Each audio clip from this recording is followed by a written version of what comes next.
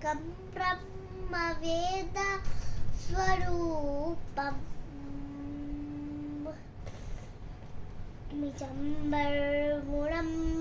निजम्बर्गुणम्बर्विकल्पं निरीहम्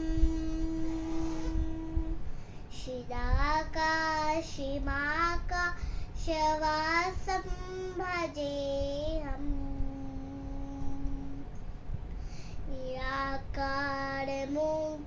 निराकारमूकारमूलं तुरीयम्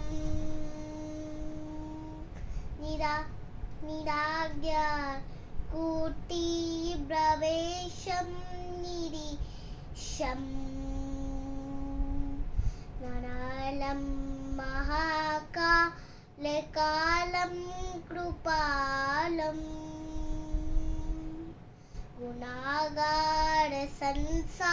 गुणागारसंसारपालं नतोऽहम्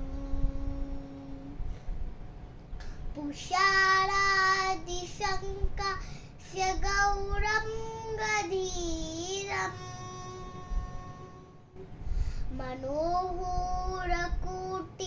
मनोहरकोटिप्रभासि शरीरम्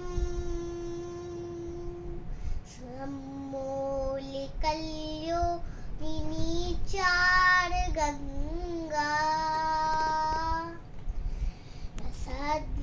सद्वाडवारे दुकण्ठे भुजङ्गा चलत्कुण्डलं भूसुनेत्रं विशालम् प्रसन्नाननं निकटदयालम्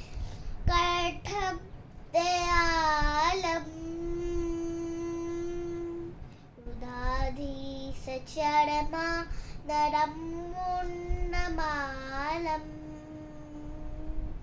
नियं शङ्करं सर्वनाथं भजामि प्रचण्डं प्रचण्डं प्रचण्डं प्रकुष्टं बगल्भं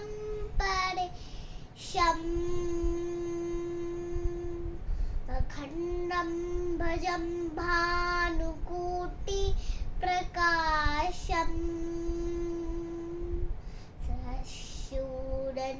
सहशूरनिर्मूलनं शूरपाणिम् भजेऽहं भवानीवतीं भागम्यम्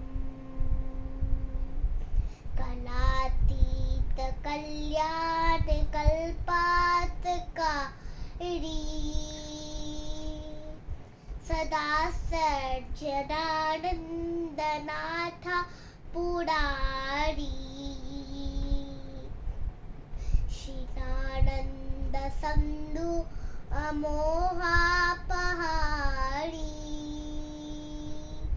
प्रसीद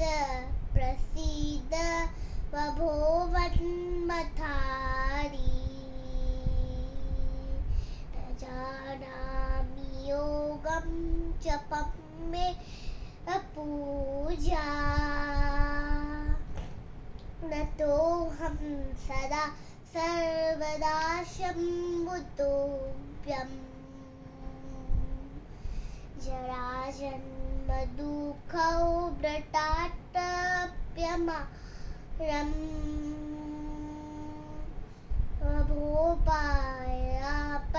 भोपायापन्नमामि शम्भो